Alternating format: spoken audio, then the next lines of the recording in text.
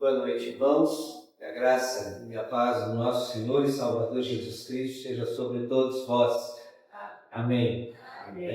Vamos abrir a palavra do Senhor no capítulo 20 do Evangelho de João. Chegamos a essa parte final deste livro. Nós estudamos todo ele e hoje nós vamos estar estudando. Na verdade, nós vamos ler o 20 e o 21, trata da ressurreição de Jesus e das suas aparições ali aos discípulos. Nós estaremos encerrando, então, o Evangelho de João dessa noite, vendo esses dois capítulos. Até aqui, alguns capítulos, nós vimos mais de uma vez, divididos. No entanto, esses dois nós vamos unidos. Por quê? Porque nós já estudamos esse assunto por ocasião da festa da Páscoa. Estamos estudando também na quarta-feira sobre a ressurreição de Jesus, do ponto de vista doutrinário, do ponto de vista mais detalhado. E hoje nós vamos estar olhando algumas verdades expressas aqui, que bem diferente daquilo que a gente tem estudado pormenorizadamente, mas que são muito importantes para nós. E nós vamos então ler uma leitura grande. Eu vou convidar os irmãos para me ajudarem. Eu vou ler uma parte, depois os irmãos vão ajudar na leitura e a gente vai conduzindo da forma como a gente vai ler. Primeiro, capítulo 20, eu vou ler do verso 1 a 9, diz assim: no primeiro dia da semana, Maria Madalena foi ao sepulcro de madrugada, sendo ainda escuro, e viu que a pedra estava devolvida. Então, correu e foi ter com Simão Pedro e com outro discípulo a quem Jesus amava e disse-lhes: tiraram do sepulcro o Senhor e não sabemos onde o puseram. Saiu, pois, Pedro e o outro discípulo e foram ao sepulcro. Ambos corriam juntos, mas o outro discípulo correu mais depressa do que Pedro e chegou primeiro ao sepulcro. E abaixando-se, viu os lençóis de linho, todavia não entrou. Então Simão Pedro, seguindo, chegou e entrou no sepulcro. Ele também viu os lençóis e o lenço que estivera sobre a cabeça de Jesus e que não estava com os lençóis, mas deixado num lugar à parte. Então entrou também o outro discípulo que chegara primeiro ao sepulcro e viu e creu, pois ainda não tinham compreendido a Escritura que era necessário ressuscitar ele dentre os mortos. E voltaram os discípulos outra vez para casa. Eu vou convidar os homens que leiam a uma só voz do 11 até o 18. Maria, entretanto, permanecia junto à entrada do túmulo, chorando. Enquanto chorava, abaixou-se e olhou para dentro do túmulo. E viu dois anjos vestidos de branco, sentados onde o corpo de Jesus fora posto, um à cabeceira e outro aos pés. Então eles lhe perguntaram: mulher, por que choras? Ela lhes respondeu: porque levaram meu Senhor e não sei onde o puseram. Tendo dito isto, voltou-se para trás e viu Jesus em pé, mas não reconheceu que era Jesus.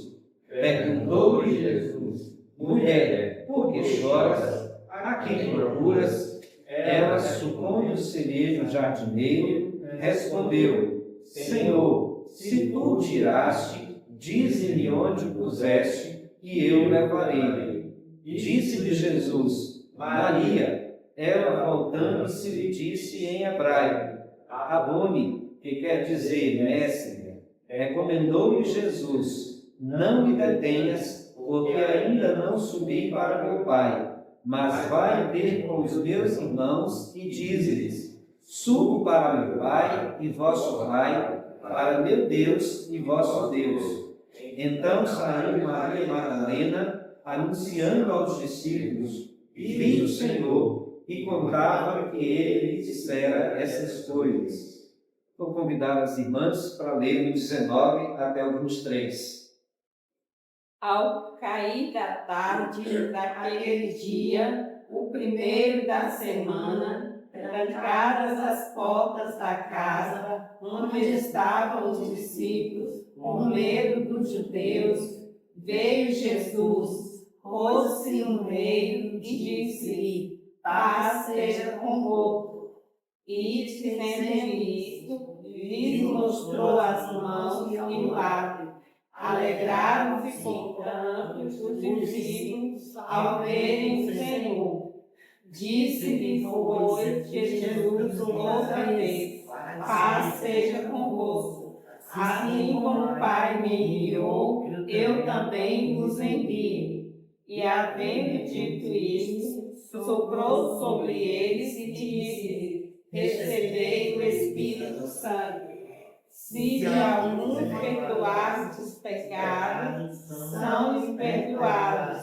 Se os retiverdes, são retidos. Todos juntos? Ora, Tomé, um dos 12, chamado Dídimo, não estava com eles quando veio Jesus. E disseram-lhe então os outros discípulos: vimos o Senhor. Mas ele respondeu: se eu não vi nas suas mãos o sinal dos cravos, e ali não puser o dedo, e não puser a mão no seu lado, de modo algum acreditarei. Passados 8 dias, estavam outra vez ali reunidos os seus discípulos e Tomé com eles. Estando as portas trancadas, veio Jesus, pôs-se no meio e disse-lhes: paz seja convosco. E logo disse a Tomé: põe aqui nele e vê as minhas mãos. Chega também a mão e põe no meu lado. Não sejam incrédulos, mas crentes. Respondeu-lhe Tomé: Senhor meu e Deus meu. Disse-lhe Jesus: porque me viste, creste? Bem-aventurados os que não viram e creram. Na verdade, fez Jesus diante dos discípulos muitos outros sinais que não estão escritos neste livro.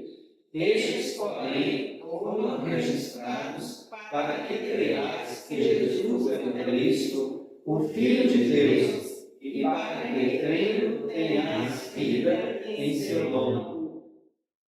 Depois disso, tornou Jesus a manifestar-se aos discípulos junto do mar de Tiberíades, e foi assim que ele se manifestou. Estavam juntos Simão Pedro e Tomé, chamado Dídimo, Natanael, que era de Caná da Galileia, os filhos de Zebedeu e mais 2 dos seus discípulos. Disse-lhe Simão Pedro: vou pescar. Disseram-lhe os outros: também nós vamos contigo. Saíram e entraram no barco, e naquela noite nada apanharam. Mas, ao clarear da madrugada, estava Jesus na praia. Todavia os discípulos não reconheceram que era ele. Perguntou-lhes Jesus: filhos, tende aí alguma coisa de comer? Responderam: não. E então lhes disse: lançai a rede à direita do barco e achareis. Assim fizeram e já não podiam puxar a rede, tão grande era a quantidade de peixes. Aquele discípulo, a quem Jesus amava, disse a Pedro: é o Senhor. Simão Pedro, ouvindo que era o Senhor, cingiu-se com sua veste, porque se havia despido e lançou-se ao mar. Mas os outros discípulos vieram no barquinho, puxando a rede com os peixes, porque não estavam distantes da terra, senão quase 200 côvados. Ao saltarem em terra, viram ali algumas brasas e em cima peixes, e havia também pão. Disse-lhe Jesus: trazei alguns dos peixes que acabastes de apanhar. Simão Pedro entrou no barco e arrastou a rede para a terra, cheia de 153 grandes peixes, e, não obstante serem tantos, a rede não se rompeu. Disse-lhe Jesus: vinde, comei. Nenhum dos discípulos ousavam perguntar-lhe: quem és tu? Porque sabiam que era o Senhor. Veio Jesus, tomou o pão e lhes deu, e de igual modo o peixe. E já era essa a terceira vez que Jesus se manifestava aos discípulos depois de ressuscitado dentre os mortos. Nós vamos ler agora, responsivamente. Eu vou ler os ímpares e os irmãos lerão os pares. Depois de terem comido, perguntou Jesus a Simão Pedro: Simão, filho de João, amas-me mais do que estes outros? Ele respondeu: Sim, Senhor, tu sabes que te amo. Ele lhe disse: Apacenta os meus cordeiros. Tornou a perguntar-lhe pela segunda vez: Simão, filho de João, tu me amas? Ele respondeu: Sim, Senhor, tu sabes que te amo. Disse Jesus: Pastorei as minhas ovelhas. Pela terceira vez, Jesus lhe perguntou: Simão, filho de João, tu me amas? Pedro entristeceu-se por ele lhe ter dito pela terceira vez: Tu me amas? E respondeu-lhe: Senhor, tu sabes todas as coisas, tu sabes que eu te amo. Jesus lhe disse: Apacenta as minhas ovelhas. Em verdade, te digo que, quando eras mais moço, tu descias da cativez e andavas por onde querias. Quando, porém, fores velho, estenderás as mãos e outros te seguirá e te levará para onde não queres. Disse isso para significar com que gênero de morte Pedro havia de glorificar a Deus.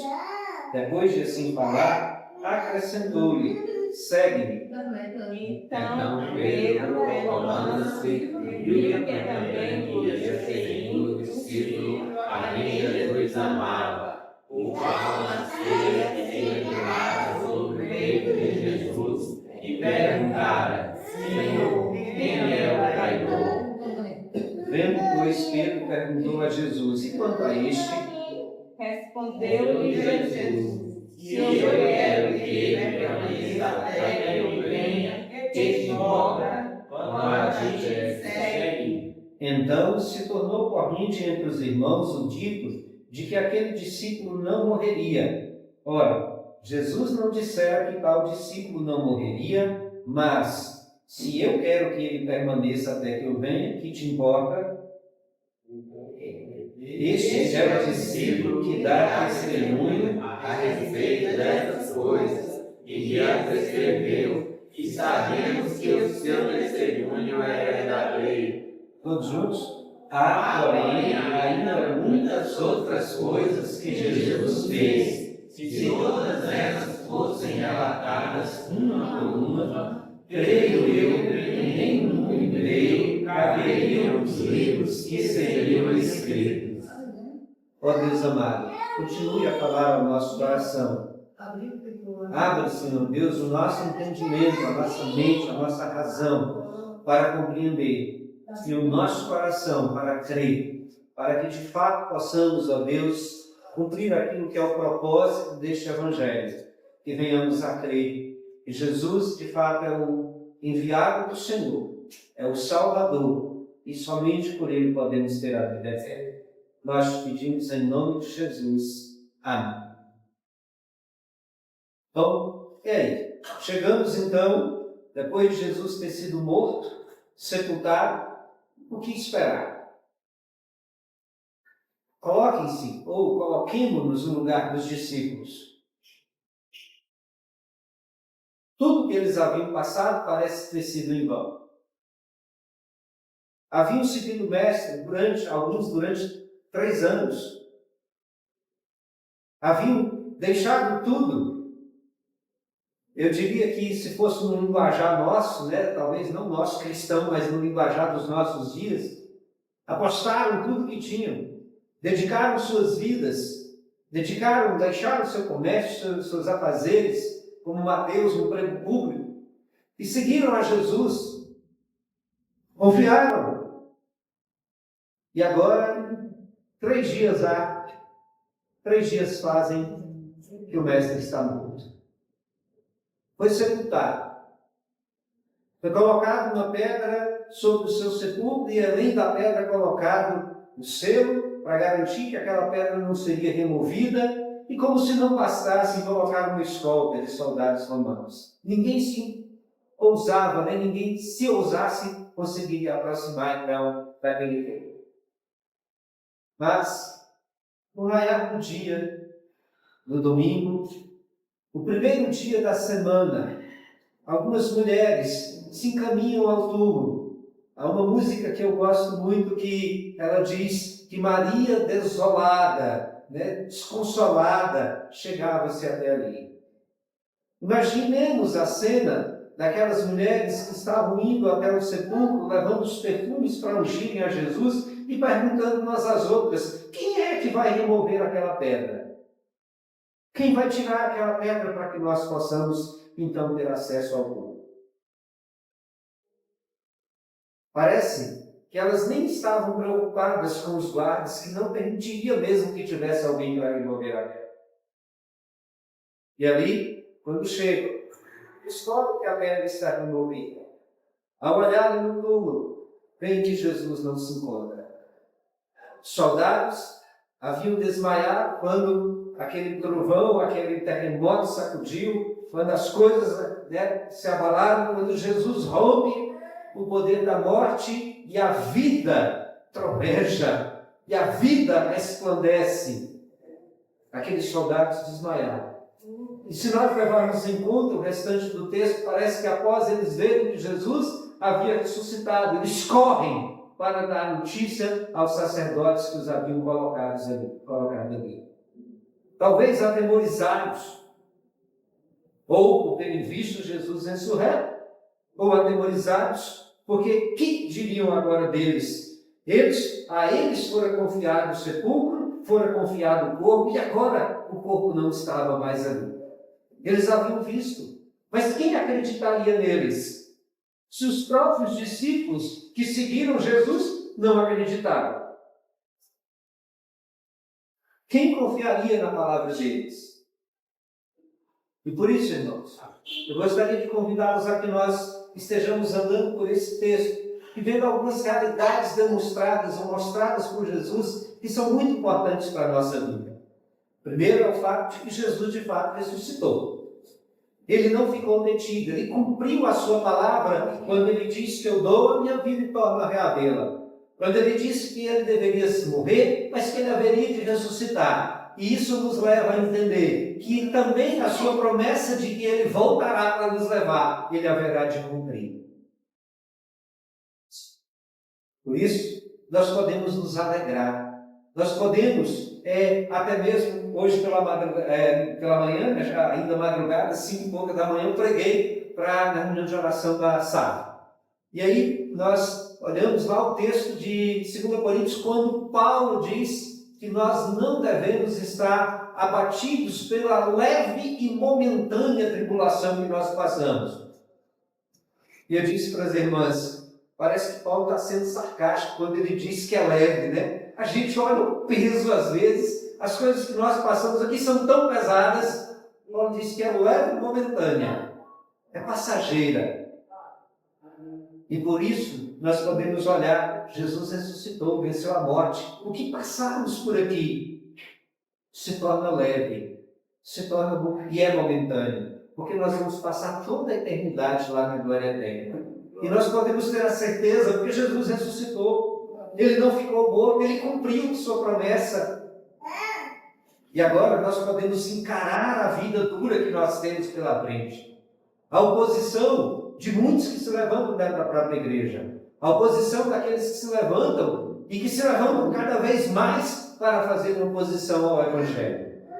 As oposições e as perseguições que virão, nós podemos olhar para diante e ter a certeza de que a coroa da vitória está reservada para nós lá nos céus, porque Ele prometeu e Ele vai cumprir. Amém.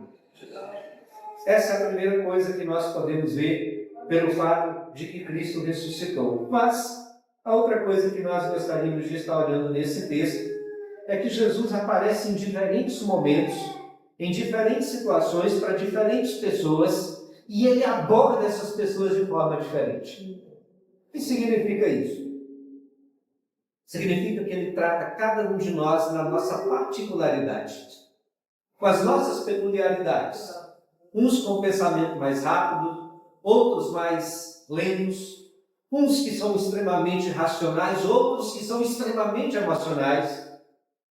Uns que são muito crédulos, outros que, como Tomé, dizem o quê? Se eu não ver, eu não creio. Quantas vezes nós agimos assim também? Mas olha só, primeiro Jesus aparece para aquelas mulheres. Eu creio que ele apareceu primeiro para os soldados, né? Quando saiu, os soldados correram e foram contar para os sacerdotes que eles viram Jesus ressuscitado. Nada nos mostra o texto a respeito desses soldados terem crido em Jesus. Mas aqui nós vemos que as mulheres vão ao túmulo. E quando elas chegam, elas se deparam com a pedra revolvida. Jesus está ali, sentado sobre a pedra. E aí elas então perguntam, né? E disse que Jesus chega, nesse caso aqui, Jesus chega e pergunta à mulher que chora. Diz que havia ali, acompanhando Jesus, 2 anjos, vestidos de uma roupa branca, sentados onde o corpo de Jesus fora posto. Então perguntaram a ele, né? Mulher, por que choras? Eles perguntaram, ela respondeu, porque levaram meu Senhor e não sei onde o puseram. Tendo dito isso, voltou-se para trás e viu Jesus em pé, mas não reconheceu que era Jesus. Perguntou-lhe Jesus, mulher, por que choras? Olha Jesus tratando com elas. Primeiro, os mensageiros, os enviados de Jesus, os anjos. Poderiam ter sido outras pessoas, outros homens. Às vezes Jesus envia, né, aqueles que são chamados de anjos também, né, que são mensageiros, para abordar a nossa vida. No caso de Davi, foi o profeta Natan. Às vezes é um pastor, às vezes é um irmão que acaba nos abordando. Mas aqui os anjos abordaram primeiro. Por que choras? Elas não deram muita conversa, não adiantou muita conversa de hoje. Mas Jesus pergunta, por que choras? Jesus trata com aquelas mulheres naquilo que elas precisavam ser tratadas. O seu emocional estava ali profundamente abatido, extremamente debilitadas no que diz respeito à sua esperança de Jesus ressuscitar. E aí Jesus, então, ao tratar com elas, elas entendendo que era o jardineiro, responderam de novo, Senhor, se o Senhor tirou, mostra-me onde é que o Senhor colocou que eu vou levá-lo comigo. Disse-lhe Jesus, Maria. Aí a gente vê Jesus tratando, mais particularmente, chamando pelo nome, de uma forma que ela então reconhece, aquela forma que somente Jesus a tratava daquela maneira. E às vezes Jesus nos traz a sua doce voz de uma forma que nós reconhecemos, de uma forma inegável, inequívoca. Ele nos trata muitas vezes por uma música, por um texto bíblico, por uma pregação, por uma pessoa que chega conosco e fala conosco. Aí nós vemos então Jesus dizendo a elas, não me detenhas, ou seja, agora eu não vou ficar com vocês, eu vou. Agora vocês vão e vão anunciar aos outros o que vocês acabaram de ver. Lá na frente a gente vai tratar de Jesus enviando seus discípulos. Aqui Jesus envia aquelas 2 mulheres para falar aos seus. Especificamente aos discípulos. Às vezes Deus nos envia a falar a uma pessoa especificamente. Às vezes nós somos enviados para falar àquela pessoa única e exclusivamente a ela. E Deus quer que aquela pessoa ouça através de nós. Para mim, Deus queria que Jonas falasse. Em muitas outras situações, nós vimos pessoas que são designadas por Deus, por exemplo, o etíope. Deus designou que o primeiro dos diáconos fosse lá falar com ele. Filipe. Tirou o Filipe de onde estava, levou para que ele pudesse acompanhar aquela carruagem e falar com aquele homem. Aquele homem podia ter sido tantas outras pessoas ter falado com ele, mas Deus designou que Filipe fosse falar. Aqui há uma designação para que essas mulheres vão. Aqui ele fala para Maria, os outros evangelhos vão mostrar que havia outras mulheres ali. Por isso que eu estou dizendo a essas mulheres, embora o texto se refira a Maria. E aí, nós podemos ver então, que diz o quê? Vai ter com meus irmãos e diz-lhe, subo para meu Pai e vosso Pai, para meu Deus e vosso Deus. Então saiu Maria Madalena anunciando aos discípulos viu o Senhor e contava que ele lhe dissera essas coisas. Até mesmo a mensagem foi específica para que Maria pudesse transmitir. Mas Jesus aparece para um outro grupo no versículo de número 19. Ao cair da tarde daquele dia, o primeiro da semana, trancadas as portas por causa onde estavam os discípulos com medo dos judeus, veio Jesus, pôs-se no meio deles e disse: paz seja convosco. Aqui Jesus trata como grupo. Não estou sendo pejorativo, não estou sendo sarcástico, mas um grupo de pessoas que estavam reunidos, tomados pelo medo. Eu ia dizer um grupo de medrosos. Quantas vezes nós temos lido dessa forma? Ontem, quando nós estávamos fazendo algumas visitas, me deu uma tremedeira.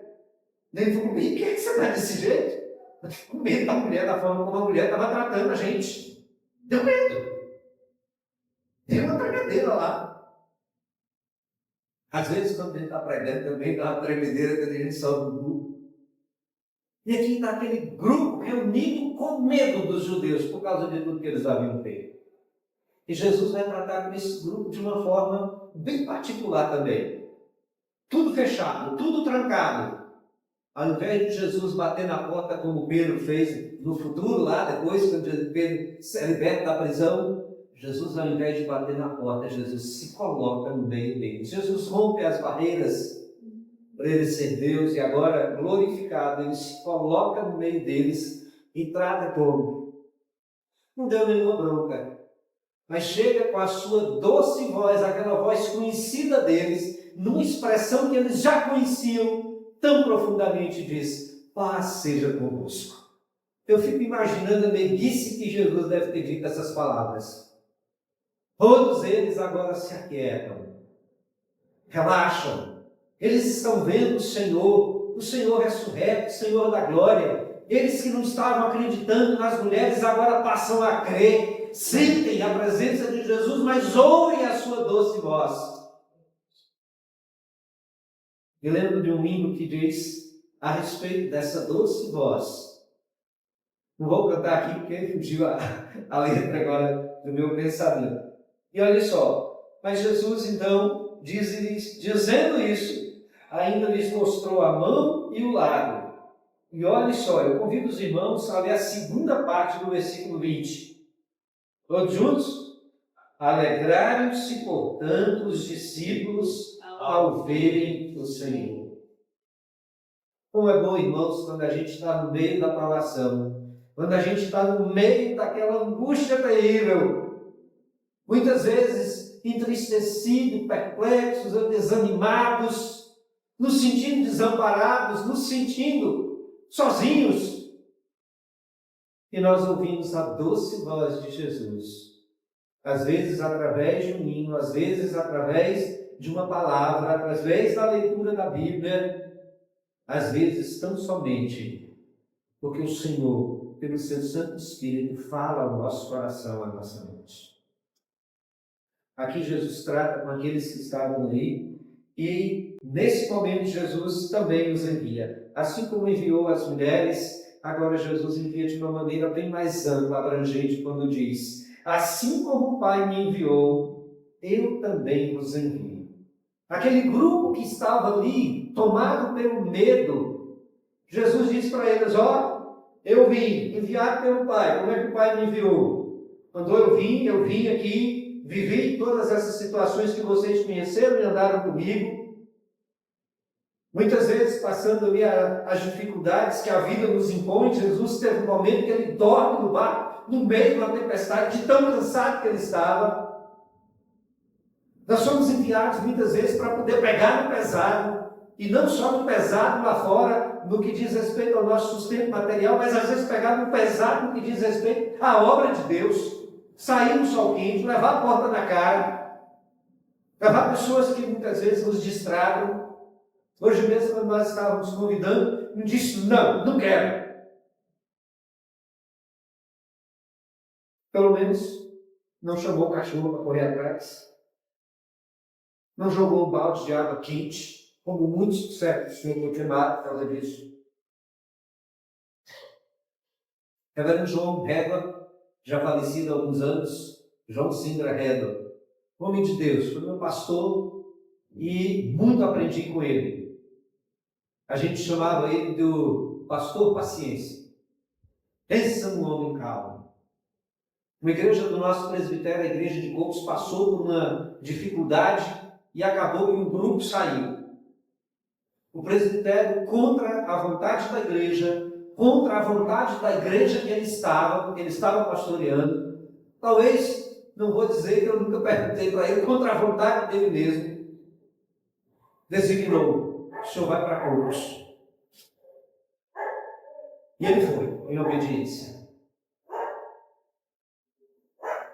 Eu ouvi muitos contarem a respeito dele, já idoso, tinha um corpo bem pesado, descendente de europeu, né, um brancão, que a pele queima com qualquer coisa. E de um por um ele foi visitando, ele foi atrás. Bateu certa vez na porta de uma irmã para conversar com ela, de uma das que tinha saído, e recebeu um balde de água na cabeça. E ele voltou lá várias vezes, até que ela o atendeu. Não sei se ela jamais pediu perdão a ele, deve ter pedido. Mas o atendeu, ouviu e voltou. De todos que haviam saído daquela igreja, acho que mais da metade, apenas uma pessoa não voltou. Porque eu não sei se era a mulher que o marido congregava numa outra igreja ou se era o marido que a mulher congregava numa outra igreja. Era cada uma igreja que ela saiu e foi para a igreja do cônjuge. Não se perdeu. Continuou servindo ao Senhor agora, os dois juntos, na igreja, que antes estava servindo cada um na igreja. Foi a única pessoa que não voltou. E não voltou porque tivesse magoada, porque tivesse decepcionada. Eu disse: não, pastor, eu já tinha muito tempo que era para ter feito isso e é nesse momento aí, mas não há nenhuma mágoa, não há nenhuma sequela, querela, ou qualquer coisa que seja. E o reverendo João Herman foi apaziguando aquela situação. Deus nos envia, cada um, para aquilo que nós estamos preparados por Ele mesmo. Mas Deus nos envia para enfrentarmos situações terríveis. Lá ele recebeu um balde de água fria, mas foram os que levaram uma panela de água quente. Quantos foram? Porque receberam palavras. Quantos foram os que foram feridos por arma de fogo ou esfaqueados na cidade onde os pais dele moravam, apareceram? O pastor de uma igreja foi esfaqueado na própria igreja por um incrédulo. Sujeito revoltado porque alguém da sua família havia se convertido, foi lá e esfaqueou o pastor dentro da igreja. Igreja Batista de Filadélfia. Estamos vivendo isso no nosso momento. E Jesus diz isso para aquele banco de medrosos. Por isso que eu falei, eu não estou sendo sarcástico, diminuindo eles. Estavam ali reunidos com ele. Jesus falou assim: agora vocês vão, agora vocês me viram, que eu vos consolei, vocês vão do mesmo jeito que eu fui. Do jeito que vocês vieram. Vão para morrer. Vão para dar a vida. E eles foram. E apenas o apóstolo João não foi martirizado, não morreu sendo dessa forma, mas padeceu prisão lá na ilha de Pátmos durante vários anos por causa do Evangelho. Eles saíram dali corajosos depois que eles viram o Mestre, depois que Jesus tratou com eles na sua particularidade. Mas nós podemos ver também que Tomé não estava no meio deles. Versículo 24 diz: ora, Tomé, um dos 12, chamado Dídimo, não estava com eles quando veio Jesus. Disseram-lhe então os outros: vimos o Senhor. Mas ele respondeu: se eu não vi nas suas mãos sinal dos cravos, e ali eu não puser o dedo, e não puser a mão do seu lado, de modo algum acreditarei. Tomé não queria ver só com os olhos, queria ver com os dedos, com as mãos. A gente chama ele de incrédulo, mas sabe o que significa dídimo? Tomé, o dídimo, significa gêmeo. E nunca se ouviu falar nem na Bíblia, e eu também nunca vi na literatura sobre quem era o gêmeo de Tomé. E de uma forma alegórica, muito alegórica, eu ouvi certa vez alguém dizer: Nós temos muitos gêmeos, muitos dídimos de Tomé por aí, que são como ele, que nem vendo creem, se não pegarem, se não tocarem. E talvez nós tenhamos aqui, alguns dídimos, alguns gêmeos de Tomé. Quantas e quantas vezes nós somos incrédulos com as coisas de Deus, com as suas promessas, com a sua palavra. Quantas e quantas vezes nós agimos dessa maneira. Às vezes até oramos, mas não temos coragem intrepidez de ir lá e fazer aquilo que ele mandou. Quer ver uma coisa? Quantos de nós tem coragem de sair por aí, pregando a palavra, batendo de porta em porta, oferecendo, orar pelas pessoas e falar com elas e pregar e anunciar o Evangelho? Quantas vezes nós recusamos? E olha só, Jesus então trata com Tomé, se coloca novamente no meio, tão trancadas as portas. Veio Jesus, pôs-se no meio e disse-lhes: paz seja convosco. Isso foi 8 dias depois que Jesus havia aparecido para os demais.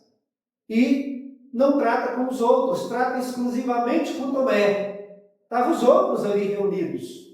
E Jesus fala somente com Tomé: Tomé, vem aqui, põe a mão aqui, coloca a mão do meu lado, vê as minhas mãos, chega também a mão, põe-na do meu lado. Não sejas incrédulo, mas crente. Eu creio que Tomé não teve coragem de levantar-se e colocar as mãos, como Jesus lhe havia falado.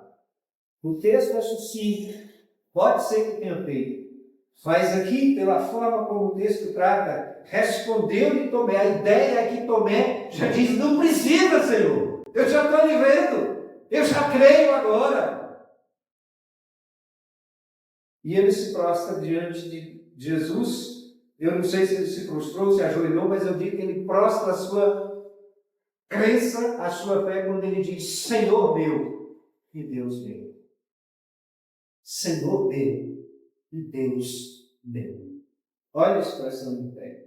Disse-lhe Jesus: porque me viste e creste? Por isso que eu acredito que ele não tocou. Porque senão Jesus tinha dito: porque você colocou a mão aqui que você creu? Mas Jesus disse: só porque você viu agora você creu? Bem-aventurados que não viram e creram. E aqui estamos nós. Nós não precisamos ver a Jesus da forma como Paulo viu na estrada de Damasco, que é outro que no livro de Atos, Jesus vai tratar com ele de uma forma extremamente específica. E aí nós podemos ver então, pulando o texto aí do 30 e 31, depois disso, nesse capítulo 21, depois disso, tornou Jesus a manifestar-se aos discípulos junto do mar de Tiberíades. E aí vem a história, tem quem que estava ali, estava Tomé, Natanael, outros que já tinham visto Jesus, mas Jesus se coloca ali também, com aqueles homens, para tratá-los de uma forma muito particular. É nesse momento que ele trata com todos os seus discípulos que estavam ali a pescar, colocando aquela pesca, mandando eles pescarem ali, para que Jesus manifestasse mais uma vez o seu poder, a sua divindade. Mas Jesus trata agora com Pedro. No capítulo 21, versículo 15, diz assim: depois de terem comido, perguntou-lhe a Simão Pedro: Simão, filho de João, amas-me mais do que estes outros? Lembra que Pedro havia negado Jesus 3 vezes? Lembram que Pedro, ao negar Jesus pela 3ª vez, olha, e Jesus está olhando, fitando os olhos nele, e eis que ele escuta o galo a cantar e ele desaba em choro. E sai ali, disse o texto que nós estudamos, que Pedro chora amargamente. Imagine se fosse nós que tivéssemos feito isso. A vergonha. Pedro já havia visto Jesus ali, quando estavam reunidos, mas agora Jesus, diante dos discípulos, Jesus vai tratar com Pedro da mesma forma que ele havia dito para Pedro, junto com os discípulos: olha, você vai me negar. Os discípulos sabiam que Pedro havia negado a Jesus, alguns deles provavelmente tenham visto, como João que estava ali presente. Os outros estavam sabendo e agora Jesus vai tratar com ele, junto com os outros, para que os outros vejam Pedro confessar a Jesus que ele o amava. E aqui nós temos também o mais profundo das expressões que Jesus coloca para aqueles que pastoreiam o rebanho de Deus. Se nós amamos a Deus, nós amamos os outros e os pastoreamos, mesmo que nós não sejamos e não tenhamos o dom de pastor ou o ofício de pastor. Cada um de nós somos responsáveis por orarmos pelos outros, por suportarmos aos outros, e isso também é pastoreio. Pedro, tu me amas? Sim, Senhor, tu sabes que me amo, que te amo. Apacenta as minhas ovelhas. 3 vezes Jesus repete isso. 3 vezes Jesus diz para Pedro, me amas? Pedro responde e ele diz, apacenta as minhas ovelhas. Jesus trata com Pedro daquela forma tão peculiar. E olha só, Pedro sai dali e a gente vai ver no livro de Atos a história dos discípulos, e nós vamos ver Pedro pregando, e Pedro sendo tão intrépido, e Pedro anunciando a Jesus diante de tantas situações, até ser martirizado, até dar a sua vida por Jesus, como ele havia dito antes. Agora o novo Pedro, depois que Jesus tratou com ele, após a sua ressurreição. Meus irmãos, cada um de nós tem suas particularidades, tem suas peculiaridades, poderia dizer as suas especificidades. Cada um de nós tem o seu jeito de ser. Cada um de nós tem a sua maneira de expressar. Cada um de nós tem a sua maneira de viver e de andar. Mas Jesus usa cada um de nós e Ele fala com cada um de nós do nosso jeito. Foi Ele que nos criou, Ele nos conhece. Ele sabe daquilo que nós precisamos ser tratados. É por isso que às vezes a gente prega e a pessoa depois vai conversar sobre a pregação e um entendeu uma coisa e o outro entendeu outra. Porque o Espírito de Deus age no nosso coração, aplicando a sua palavra de acordo com aquilo que nós necessitamos. Por isso, nós não podemos desanimar, nós não podemos olhar para os outros e às vezes comparar com os outros. Ou querer que todos os outros sejam como nós. Quantas vezes nós nos deparamos com situações como essas? Pessoas que,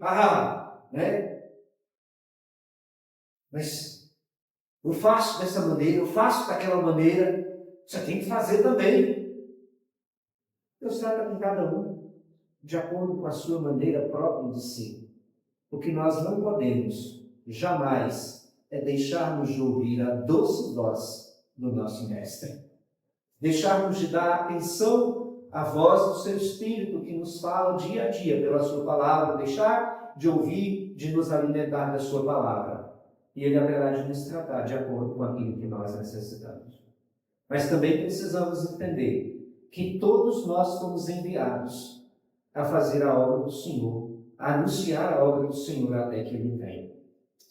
Que Deus nos abençoe e que firmados nessa certeza, na certeza absoluta de que Jesus não ficou morto, que Ele ressuscitou, e nós prossigamos para o alto, crentes de que Ele haverá de voltar e haverá de nos dar da vida eterna, juntamente com Ele, da sua glória, que nós participaremos para todo sempre. Amém. Que Deus nos abençoe.